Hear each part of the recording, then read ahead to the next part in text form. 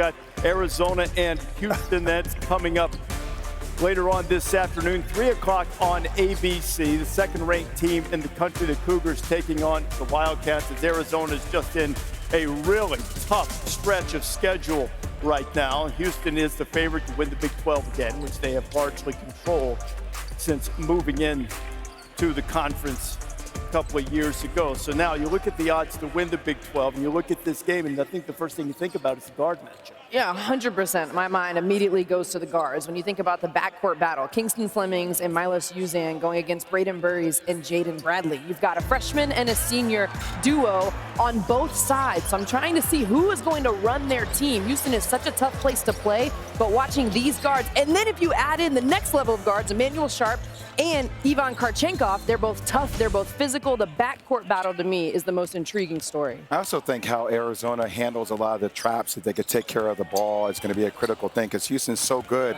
at the way they blitz you to get you off balance defensively. And for a team that doesn't have Koa Pete inside as well, that down low presence is going to be critical in the game. And speaking of those traps and when they monster in the post, the best I saw a team handle it all year this year was Texas Tech. They didn't try to throw over the top of those traps. They threw around it. But you have to have a playmaker outside, like what JT Toppin would do, was slip out of it, and then when he catch, he's a playmaker getting downhill. Yeah. So that's what they're going to have to do. But one of the things for Arizona, they're down Koa Pete, and they're down Dwayne Aristo. They're a six-man rotation. That's going to be really difficult against anybody, let alone Houston. But one of the things you see with Arizona, and you see it with a lot of teams that have injuries, is how guys are able to step out of their roles. Like, your role is who your team is asking you to be. It's not necessarily who you are. And against BYU, Anthony Del Orso stepped out of his normal role, had 22 points. Ivan Karchenkov stepped out of his role and did more. So they're going to have to do that against Houston, because Houston, they're great at home. Yeah, they slid Karchenkov to 4 because they just didn't have any backup at 4. But when I look at games in terms of preparing for a game, you decide what you're going to give and what you're going to take away. The problem for Arizona in this particular game is that Houston takes away what they do well. Arizona wants to get out in transition. You don't get out in transition against Houston. Arizona wants to score in the paint. You don't score in the paint against Houston. The one thing they can potentially do is get to the free throw line. And on the other side, this is a different Houston team, because this Houston team knocks down threes, right? Old Houston teams, they weren't more volume three-point shooting. They make 2 more threes a game than Arizona. Arizona to win this game, I think they need to make 10 or 11 threes coming out of those doubles or coming out of those blitzes, making extra pay. And they can do that. I mean, against BYU had a great game plan against Arizona. They were elbows and blocks and packed it, and Arizona knocked down perimeter shots. Karchenkov did. Del Orso did, and Braden Burries can knock down perimeter shots. They can do it, but Houston is so good. Well, that was kind of my question when you talk about a playmaker being in that spot. The JT Toppin, we saw AJ DeBonso. They don't have one. Who could that be for Arizona? Like, who slides into that role in this game? Karchenkov, but that's Karchenkov, if he slides to 4, I mean, Walker's not going to make those plays. And either is Chris. Yeah. I mean, that would have been Koa Pete. It would have been Koa Pete. Because of some of those reasons and the fact that Houston's at home and really, really good. They're about 6.5-point favorite. More on this game coming up later on in College GameDay. You can see it on ABC at 3 o'clock Eastern Time. And Houston has joined the Big 12. They are 46-1 at home. They're at home against Arizona Day, and Kelvin kind enough to join us now. So, Kelvin, you get to this point in the season. I know it's a little bit different from what we have here in Duke, Michigan, because it's a conference game. Schedule's backloaded. What is it that a game like this at this stage in the season can do for your team?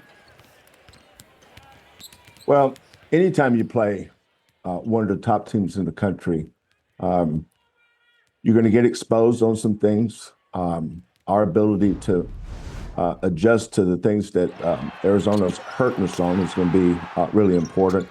Their size, but also it's getting you ready for March. These are the kind of games that when kids decide to come to Arizona or Houston, Duke or Michigan, any of the top programs in the country, you want to be in moments like this. You want to play in games like this where the stakes are the highest and you get to test your mettle. That's what I love about these games. I think one of the things that's a little bit different about your team, and you had some really important parts coming back from a year ago, but you're getting 43% of your scoring, about 40% of the minutes from freshmen.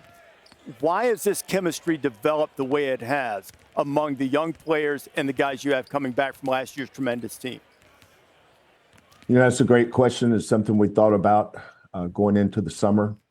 But the reason this whole thing works here is we do have a strong culture that never graduates. Our kids believe in our brand, the things that the players that came before them established. But the leadership of those returning guys and those freshmen allowing the older guys to coach them. This is very much a player-led program, Rece. Kingston Flemings, Chris Cenac, Isaiah Harwell, Chase McCarty. Those are unbelievable kids. I say it all the time. I'm the luckiest coach in the country because I get to coach these kids, and we don't have to deal with discipline problems. We don't deal with attitude or effort issues. We're allowed to come in every day and work on making our team better. But our freshmen's lack of ego, putting their scrapbook outside and setting fire to it and focusing on what they have to do to help this program be successful. That starts with their character, starts with their parents and the families they come from, and allowing our older players, our veterans, to be a big part of their lives.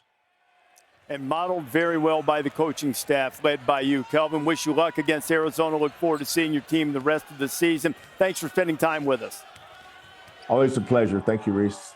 Selection committee is going to give you their early look at how things stand right now a little bit later on this afternoon.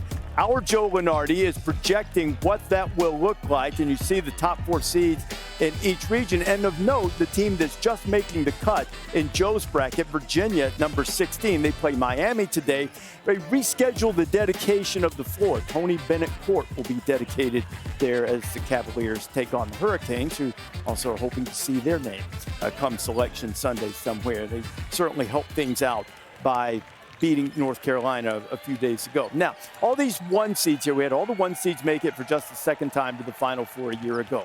We project that this day feels like a Final Four Saturday with 1 playing 3 and 2 playing 4.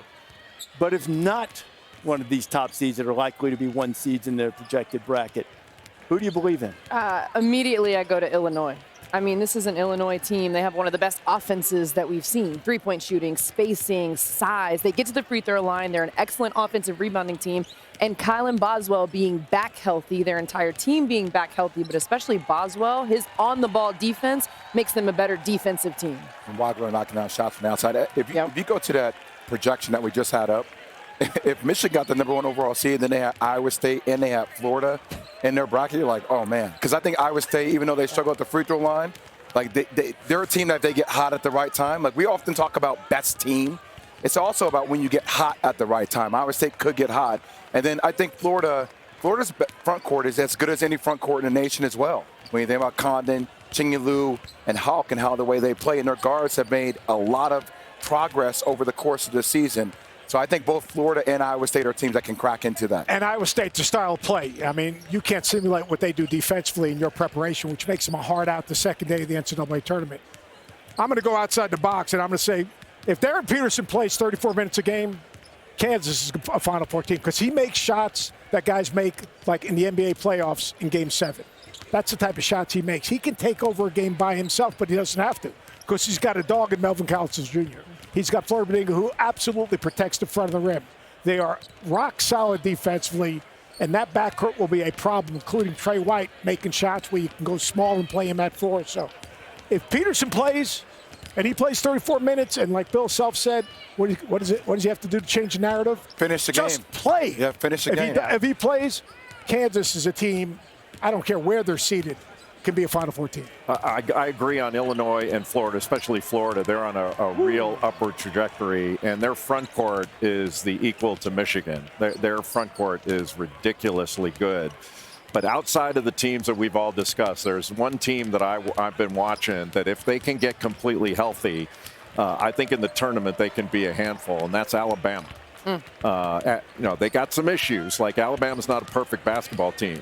But healthy with those guards and the way they shoot it, they can go on a run in the tournament and make things really difficult on some of these bigger teams. It's a huge game, great game, back and forth, up and down. A-Cup had 49 for Arkansas. You love that type of game, RD.